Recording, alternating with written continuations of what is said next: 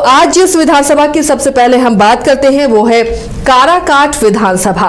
काराकाट विधानसभा भी बेहद खास है। भाकपा माले के अरुण सिंह फिलहाल इस सीट पर काबिज है। रोहतास जिले में ये सीट आती है, लेकिन इस सीट की खासियत क्या रही है?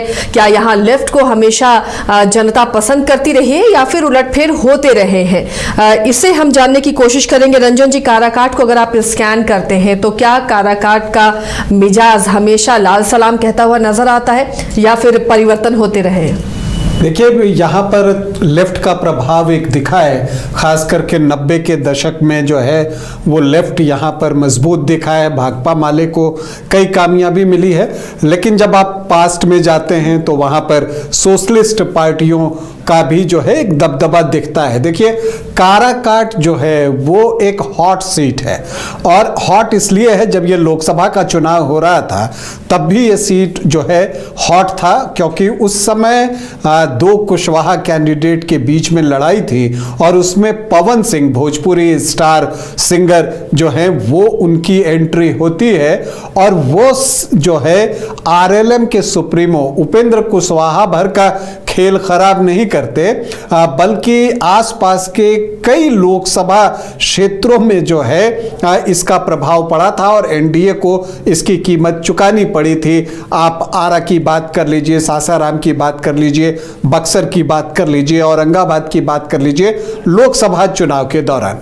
और अब जो खबर आ रही है, लेटेस्ट खबर, कि पवन सिंह की मुलाकात जो है वो आरके सिंह से हुई है, और आरके सिंह से पवन सिंह की मुलाकात के बाद अब तरह तरह के कयास लगाए जा रहे हैं कि क्या पवन सिंह विधानसभा का चुनाव लड़ने के लिए तैयार हैं, और आरके सिंह से मुलाकात का मतलब कहीं ये तो नहीं कि वो बीजेपी के टिकट पर चुनाव लड़ेंगे, और अगर बीजेपी के टिकट पर लड़ेंगे तो वो कौन सी सीट हो सकती है, और उसमें काराकाट का भी नाम आता है। दिलचस्प ये कि पवन सिंह की पत्नी ज्योति सिंह भी काराकाट में पूरी तरह से सक्रिय हैं, जनसंपर्क कर रही हैं, और उनका भी एक प्रभाव है।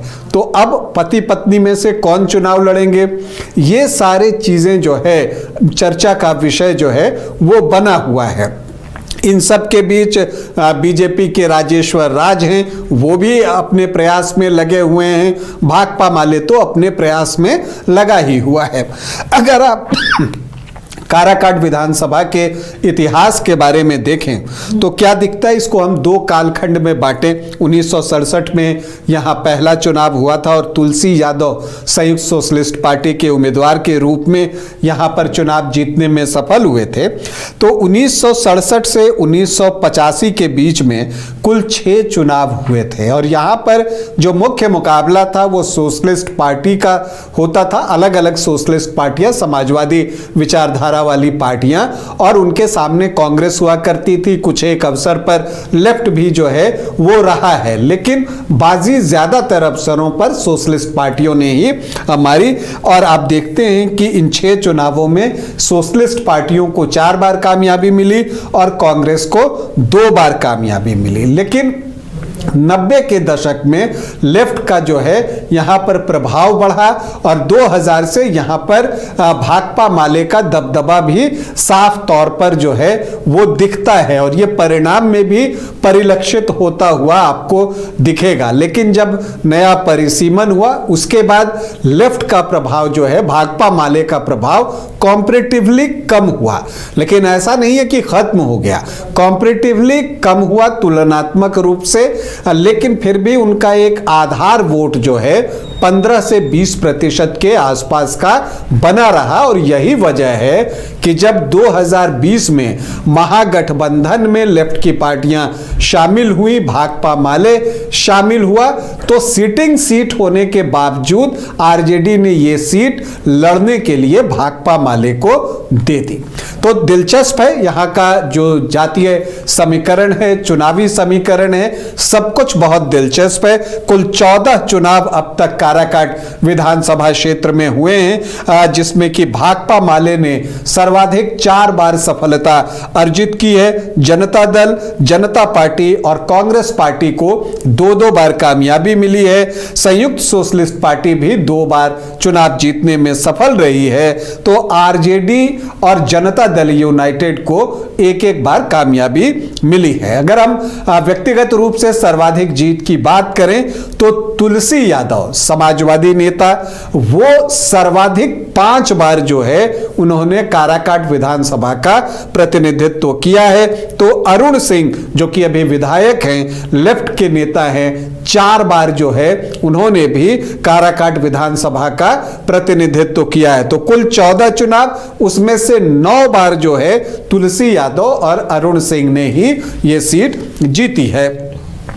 2010 से हम देखते हैं, आखिरी 3 चुनावों की समीक्षा करें। 2010 में मुन्ना राय आरजेडी से थे, जेडीयू से राजेश्वर राज चुनाव लड़ रहे थे और अरुण सिंह भाकपा माले से थे।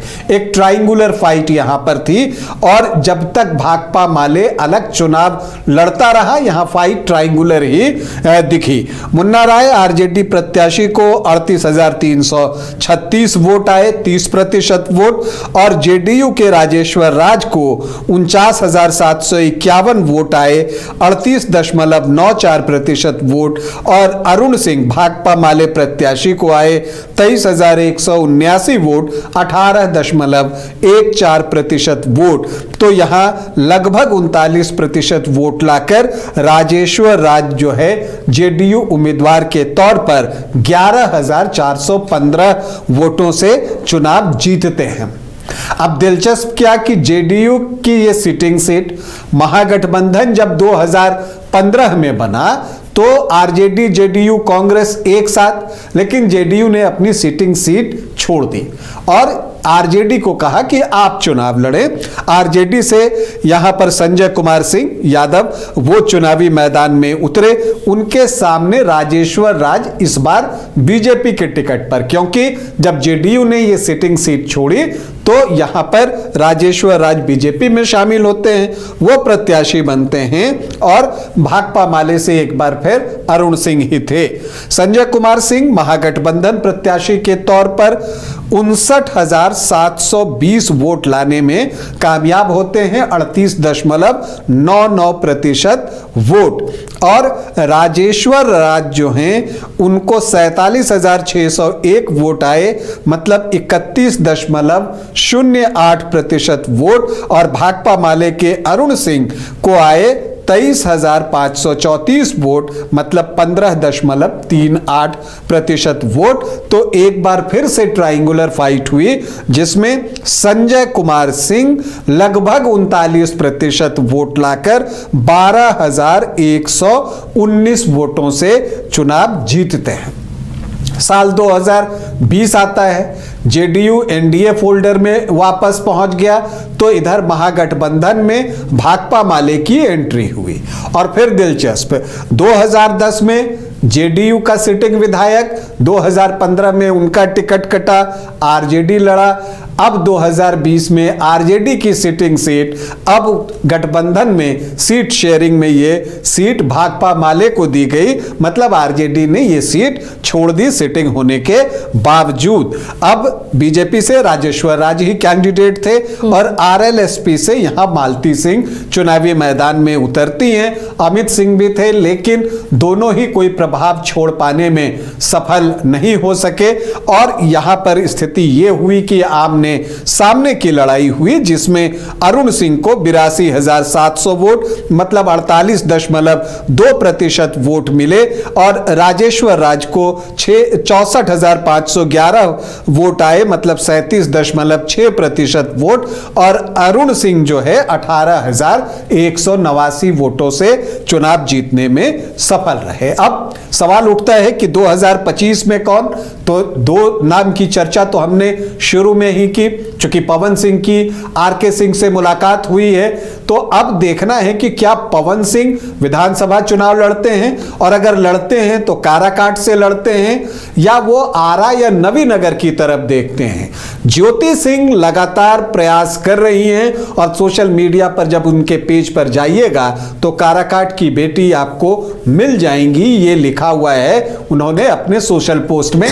तो ऐसी परिस्थिति में वो चुनाव लड़ेंगी, लेकिन किस पार्टी से ये अभी तय नहीं है। और दिलचस्प ये है कि क्या पवन सिंह अगर लड़ते हैं तब ज्योति सिंह क्या करती हैं, यह देखना भी दिलचस्प होगा। जहां तक भाकपा माले से सवाल है, अरुण कुमार सिंह जो है वो भाकपा माले के प्रत्याशी इस बार भी होंगे, इस बात की पूरी संभावना है। बीजेपी से अगर पवन सिंह और ज्योति सिंह का नाम नहीं आता है तो राजेश्वर राज चुनाव लड़ेंगे, इस बात की संभावना दिखती है। हालांकि मालती सिंह भी प्रयास कर रही हैं, अब वो आरएलएसपी से बीजेपी ज्वाइन कर चुकी हैं। और आरजेडी से संजय कुमार सिंह जो कि 2015 में विधायक थे, वो भी प्रयास कर रहे हैं। तो कुल मिलाकर यहाँ एक दिलचस्प स्थिति बन रही है। अगर हम यहाँ के जातीय समीकरण को समझने की कोशिश करें, जो कि एक अनुमान पर आधारित है, यहाँ पर अनुसूचित जाति के 17.61% वोटर्स हैं, मुस्लिम 8.6%, यादव 17 से 18%, तो 25.5 से 26.5% MY का जो है समीकरण पहुंचता है। राजपूत 11 से 12%, भूमियार 2 से 3% और ब्राह्मण 7.5 से 8%। तो ये 20 से 22% जो है सामान्य जाति के वोटर काराकाट में हैं। कोयरी 9.5% से 10.5%, कुर्मी 5 से 6% और वैश्य जो हैं 10 से 11%।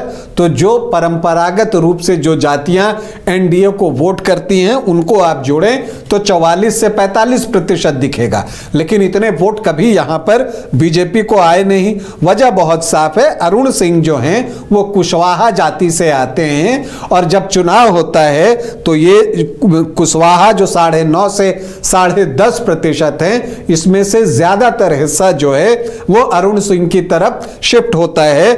और अगर आप कोयरी कुर्मी को जोड़ लें तो 15-16% का वोट ये बनता है। तो ऐसी परिस्थिति में जो है वो एनडीए को नुकसान उठाना पड़ता है। तो अब इस बार जो है ये देखना होगा कि काराकाट में बीजेपी की क्या स्ट्रेटेजी रहती है। क्या कोई स्टार यहां पर खड़े होते हैं, पवन सिंह या उनकी पत्नी ज्योति सिंह, या फिर राजेश्वर राज ही चुनाव लड़ते हैं। इन सारी चीजों पर जो है लोगों की नजर होगी। लेकिन यहां पर एनडीए को जो सबसे ज्यादा जरूरत है वो ये है कि उसके जो आधार वोट हैं उसको वो अपने लिए बचा कर रखे।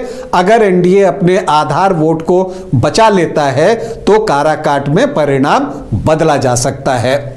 तो ये काराकाट की जंग थी और यहाँ पर अगर कोई स्टार चुनावी मैदान में उतरता, अगर पवन सिंह या उनकी पत्नी उतरते हैं तो यहाँ पर मुकाबला और भी दिलचस्प होगा और इस पर हमारी नज़र भी बनी रहेगी।